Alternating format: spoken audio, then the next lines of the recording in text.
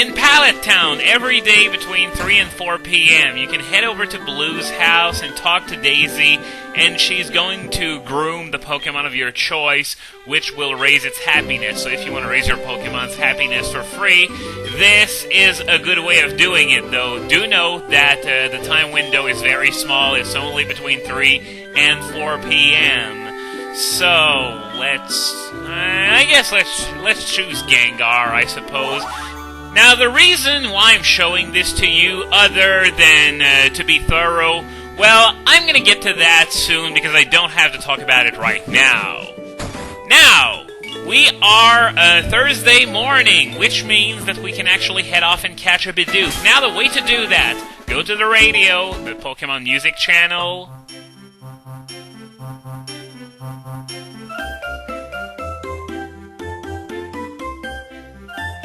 Look at that!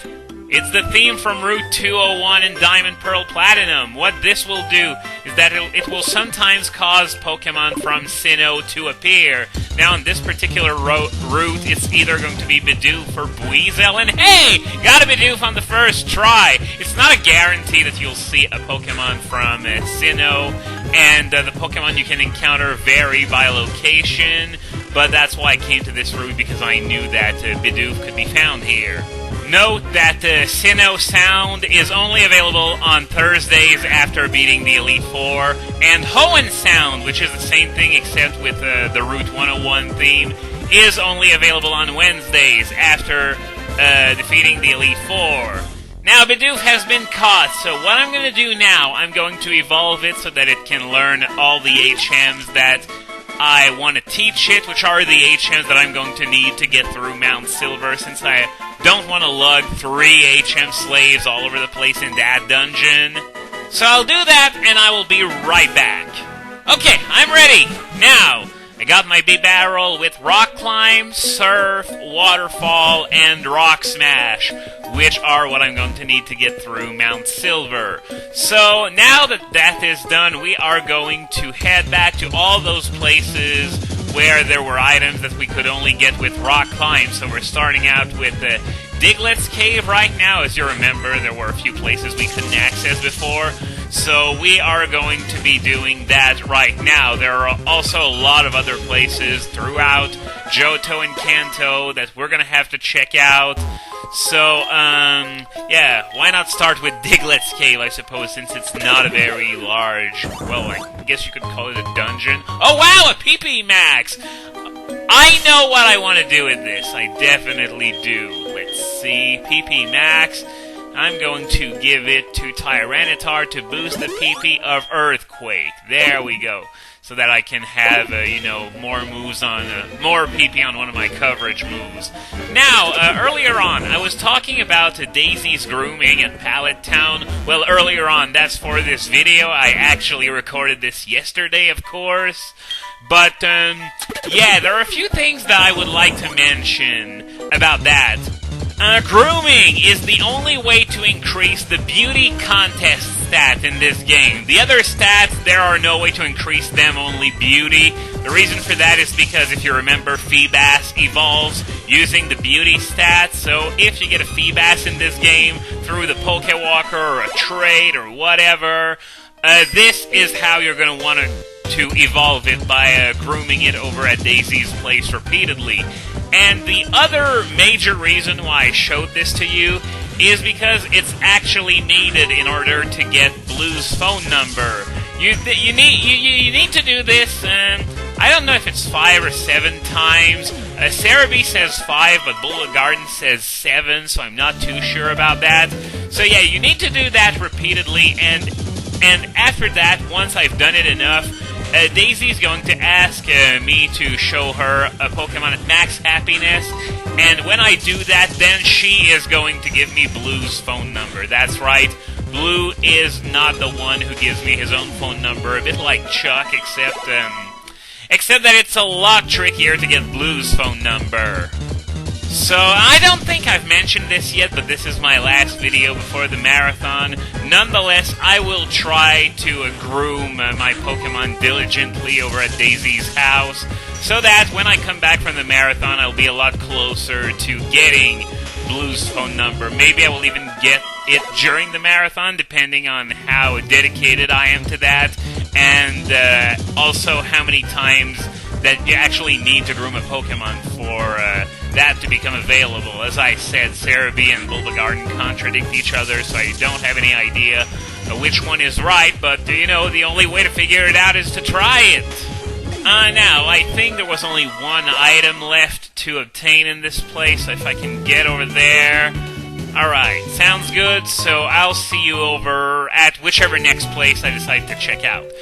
Okay, next up is Cinnabar Island, and Blaine is here, so I'm going to take the time to show you what happens if you meet a gym leader that you already got the phone number from. Yep, he's asking us to take a photo with him, and...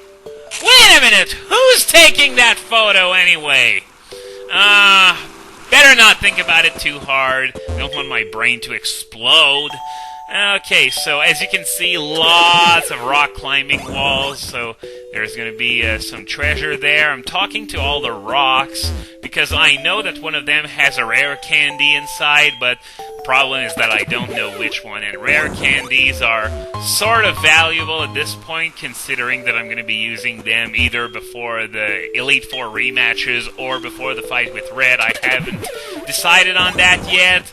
So, yeah, looking for that rare candy. It's not there, not there, not there either. Oh, man, this is such a huge freaking maze. And to think this is just one tiny island. At least there are no wild Pokemon. That would suck. I think I have an idea of where it is, actually. I think it's the one all the way up there. Is it? Yep, rare candy. So... I found it, so now there's only that visible item that was left, so I'm gonna head over there real quick. Well, as quick as the game will allow me to. Sort of annoying how, you know, B-Barrel has to show its mug up every single time you want to do it. It's not like, you know, Strength, where you only have to do it once every floor, well, until you change floors, that is. You know what I mean! So, anyway, let's see what we've got over there. It's a Magmarizer! Alright, so, next destination is going to be... the Rock Tunnel! Let's get started! So, for this place, I strongly recommend that you, enter from the entrance that's the closest to Lavender, because, you'll be there in no time. Now there, on this wall, there are a few spots where you can climb down, and they all lead to different, well, I would say rooms, except those don't really qualify as rooms. I don't know. I don't really know what word to use here. Anyway, we got an item here, which is the Oval Stone, which is required to evolve Happiny into Chansey. Note that you don't use the item on Happiny. It has to be attached to it. So down this one, I believe there's an invisible item. I think I know where it is. It's an HP up, alright, at least it's one that I won't need to buy or rematch a trainer for. Down this third one, I don't think there's anything, so I'm gonna go straight to the last one, see if I can get anything there. Yeah, we got something, which is an iron! Sweet! Now, Olivine City.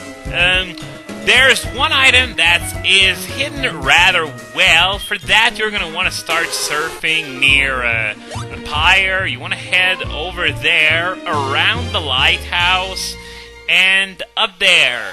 There's an item which turns out to be the Charge Beam TM. Talk about a well-hidden TM. Wow.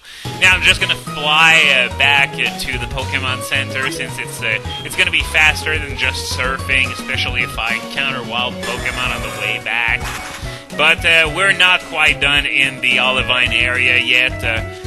Right next to the lighthouse, I believe, we just saw a rock climbable wall, so we gotta go down this one, and I believe the item is hidden inside a boulder. It's a rare candy, good thing I checked. So, let's head back up. There's still one more thing I'd like to do while in the area. For that, you're gonna have to head up to Route 39, so...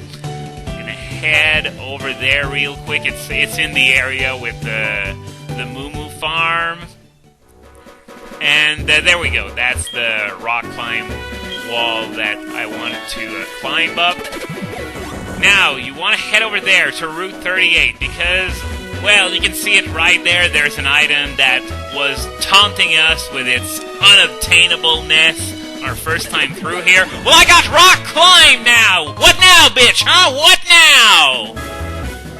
Next destination, the National Park. If you remember, there was a little passage next to this guy that allowed us to go to this outer boundary here. And there's a rock climbable wall once again that will allow us to get to a shiny stone, which is used to evolve Roselia and Togetic.